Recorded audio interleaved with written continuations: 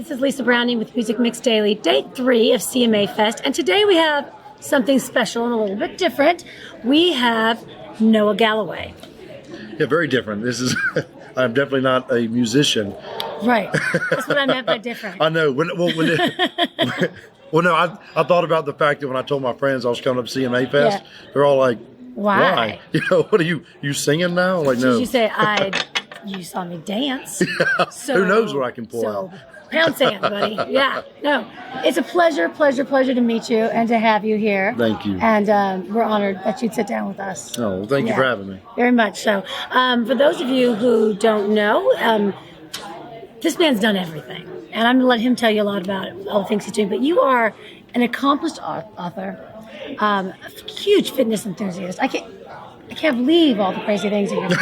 No, this man does everything. I mean, Tough Mudder, no big deal. It's like, it's all over the place. You're doing everything, CrossFit. I mean, a million different things. Yeah, I mean, I feel like after my injury and then after I got through my depression, I wanted to really challenge myself. Right. And I started going after things that people didn't expect a person missing an arm or leg to do. But, you know, I've been doing that for several years, and I've seen more and more people with disabilities out on the courses now. That's awesome. And so, yeah, it's amazing. If this doesn't inspire somebody, I mean, come on.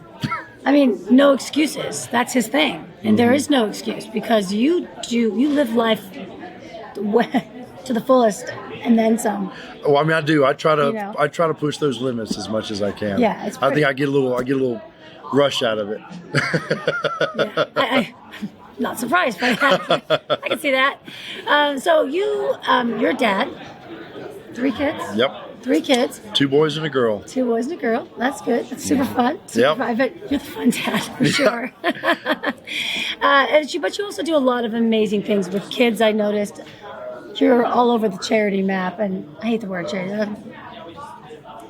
But yeah, no, I do. Like, I come from a family a lot of military, a lot of educators. Yeah. You know, I come from a long line of servants. Yeah. You know what I mean? Yeah. And wanting to do something good. And my older sister has her PhD in child education. My youngest sister, special ed teacher. So yeah, like when it comes to doing things with kids, right. You know, I'm very close to my children, and I do a lot with youth programs and things like that. And my charitable fund, I work with organizations that work with injured veterans, but also youth sports at the YMCA. Right. Because I feel like health and fitness is something you start at a young age is better. Yeah. It's better for you in the long run. Oh, of course. Much easier just to stay healthy than to have to try to get there later. Yeah. No Excuses is the name of your charitable foundation? Yeah, No Excuses Charitable Fund. Yep. Charitable Fund. Okay, yeah. And you guys are all over the place.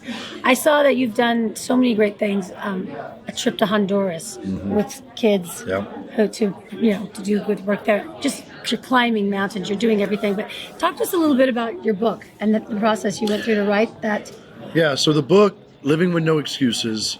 When I did the book, it was almost a year after Dancing with the Stars, and I mean, there's a lot. I hired a girl, Rebecca, that I'd known for a long time. I always felt like when I did my book, she was going to help me. And she was the perfect person to work with me on that book. And, I talk about my childhood. I talk about Dancing with the Stars, military. There's a lot of funny things in there. But the heart of the book, the main reason I wanted to do it, people that found out of me from Dancing with the Stars, they knew I was injured, little struggles here and there, but then men's health, all this. Oh, sure. But I felt like people need to know there was 5 years of depression. I didn't just get up and say, I'm going to be in great shape. Yeah, no, it took time. And when I was in my depression, I thought I was alone. And I hid that from people for too long. So when I did the book, I wanted to be open and honest because I knew someone was going to read it, relate to it. I wanted them to know they weren't alone and there's a light at the end of the tunnel. Right. And the amount of people that have reached out to me since I wrote this book has been incredible. People, veterans, non-veterans, disabilities, no disabilities, but the amount of people that have struggled with depression, there's a lot more than we realize. Of course, And I've been very open and honest about it, and that was what the whole reasoning behind the book was. Yeah, it's amazing. It's awesome. You do a lot of motivational speaking I do. too, right? Yes. Okay. How do you feel? How does that go down? I mean, it's funny. Like, I always hate when people are like, "Oh, you're motivational speakers," and I feel like Chris Farley, living down in a van down by the river.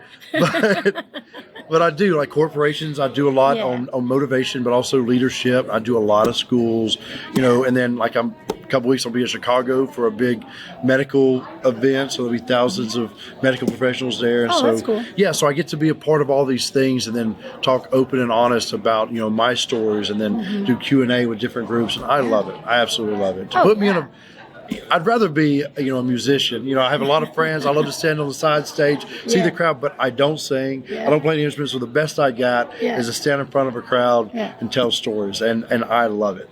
Oh, that's a lot. I love it. If that's the best I got. No, it's amazing.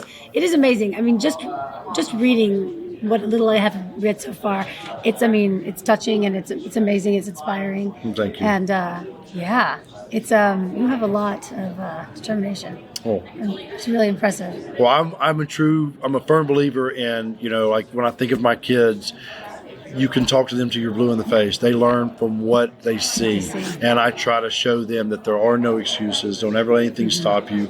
You don't have to be the best, but always give me your best. Right. And that's what I always tell them, and I try to live a healthy lifestyle. I don't force it on them. There's snacks in the house. Yeah. But I've watched them gradually get more and more healthier because that's what they see me doing. Yeah.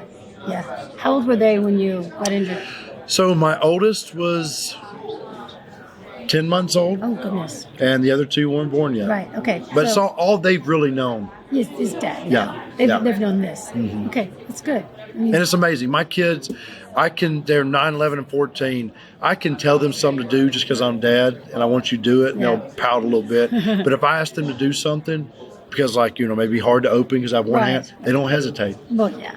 And it's amazing to see that they know the difference between me just pulling the dad card and saying, "Hey, will you do this?" And they're like, "Yeah, all over it." Right. They sound like good kids. They are amazing. Yeah, I'm very kids. thankful. Well, thank you so much for being here. Can you tell us where we can find you online? I'm sure that people are going to want to. So I'm on Facebook, Instagram, and Twitter. So it's Noah Galloway Athlete is where you look up on Facebook and Instagram. Twitter is Noah_Galloway, or you can go to NoahGalloway.com, and it has a link to all my. Follow everything from there. Yes, just go. Then you can go to my shirts, hats, everything. Oh yeah. On the way. This is one of your shirts? Yep. Challenge me rise, but so will I. I love that. It's awesome. And you can buy this shirt on NoahGalloway.com.